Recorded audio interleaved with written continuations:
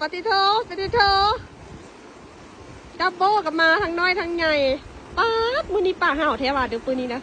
มื้อนี้หมานแท้ว่าโอ้ my god โอ้ my god ลูกเมียนางเสียของลูกยังบ่ได้ปลดพอว่าฮิฮิว่ากันเป็นเอียงเนาะฮิฮิพอกันได้บิ๊กวันคือกันแล้วเนี่ย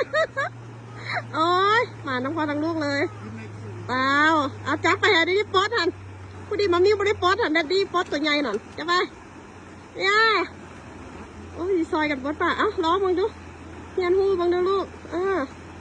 ล้อมึงดูโอ้ยซอยกันพอลูกโอ้ยแข็งอะเด็กพอลูกเพิ่นเนี่ยดับโบอีกแล้วโอ้ยขึ้นมาหมานขึ้นมาเห่าแต่ป่ามือนี่เมื่อวานนี่บ่เห่าปะไหนมือนี่เห่าเดี๋ยวฉันจะอดใจไม่ไหว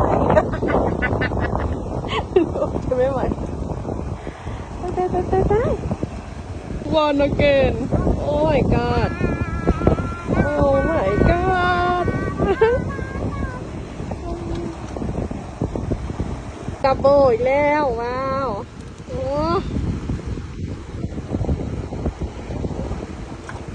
เก่งค่ะเก่งเลิศโอ้ยถือใจอะไรแฮปปี้ฮะตัวใหญ่อีกแล้วโอ้วันนี้คือห่าวดองแต่ว่าวันนี้มันก็หวานค่ะแค่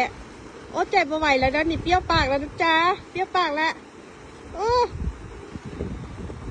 ว้าวโอ้ยเลิศหัวไผ่วาเลิศแท้ค่ะใต้ปอนไปปุ๊บได้ปั๊บก็มาหมานคางหมานแท้ละอีพ่อตายมันเลิศจนตัวเนาะบิ๊กวันโอ้ยกูดโอ้ยเกือบไปแล้วโอ้ยูเวลิกูดอันเร่ป้าที่โถทั้งเสียทั้งรุ่นดับเบิลแล้วจ้าอุ้ยเก่งเลิศโอ้ my god ดับเบิลลูกว่ะ good job daddy ดับเบิลโอ้ my god จะไปขี้ทว่าครอบครัวนี่พ่อแม่ลูกราตะบุญราตะเงินตะคำและอาหารการกินเว้ยมันค่ะมันเลิศละได้แต่ละโอ้ยว้าวมันจะว้าวกับละอย่า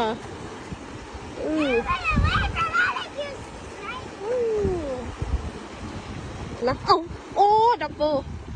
อีกแล้วจ้าโอ้ my god อะไรค่ะอีกแล้วหมานทุกช็อตเลยโอ้ย my god เลิศไล่ยังเมียลงไปเมียยังบ่ลงไปใกล้ปะนี่ลงไปแต่มันหยุดไม่ได้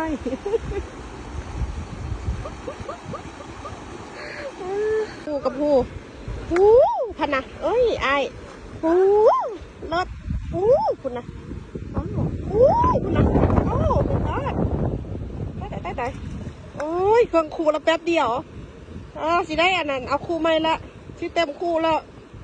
ป้าที่เราว่าสิบอกบ้านนะมันนี่แต่ว่าหมานเลิศคัก